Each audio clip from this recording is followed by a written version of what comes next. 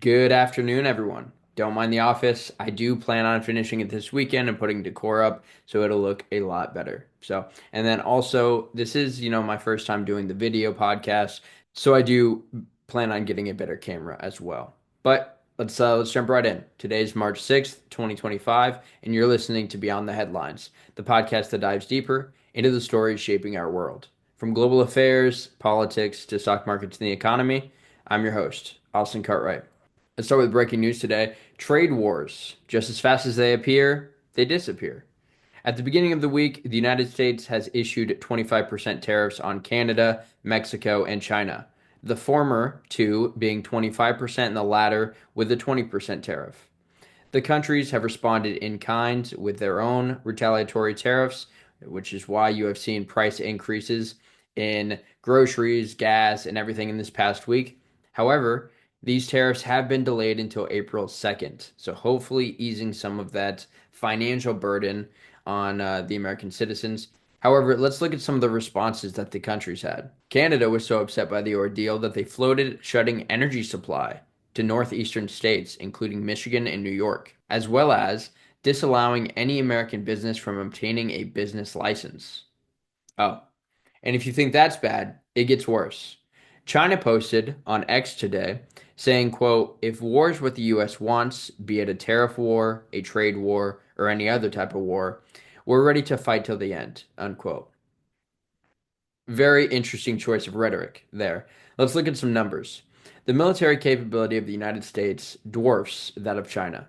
According to the Lowy Institute's Asia Power Index, the measure of global power ranking, the United States has a score of 90 in military capability, with China coming in second with 69.7. We surpass them in economic capability, international leverage, technology, resources, defense networks, and although the discourse in the US is testy at times, the Chinese government, according to Human Rights Watch, continues to oppress their citizens, particularly in Hong Kong, where they introduced a new law which, quote, criminalizes peaceful activities, expands police power, and weakens due process, unquote. And not to mention their oppression of the Uyghurs in the region. So while I do think that this is an empty threat and they do not have the capability of backing this threat, China has the ability to ride out these tariffs longer than our neighbors due to their reliance on the United States relative to Canada and Mexico.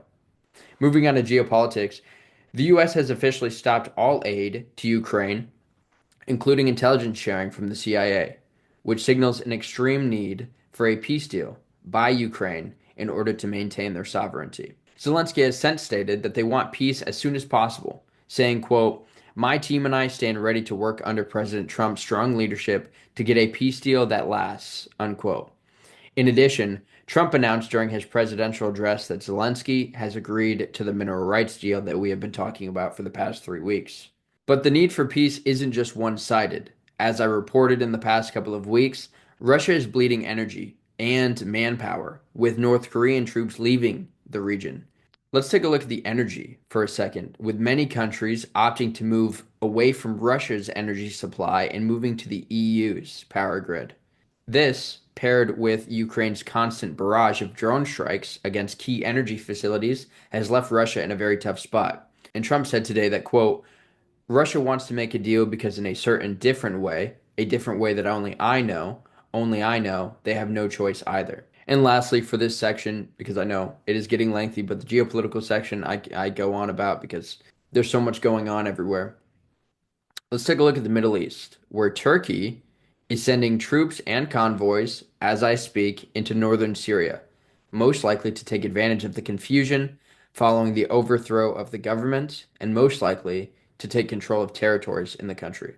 Moving on to politics, Trump is floating the idea of dismantling the Department of Education. While nothing is set in stone, Trump appointed his cabinet member with her full knowledge that she would be putting herself out of a job. And lastly, the global markets. BlackRock brokered a $23 billion deal in Panama this week, which they purchased a port operating company from a Hong Kong-based company in order to secure the port rights in favor of the United States. According to a report by CBS, this company operates 43 ports in 23 countries, and two of the four major ports in the Panama Canal. Thank you for joining me on Beyond the Headlines, where the story doesn't end, it evolves. Keep exploring, keep questioning, go beyond.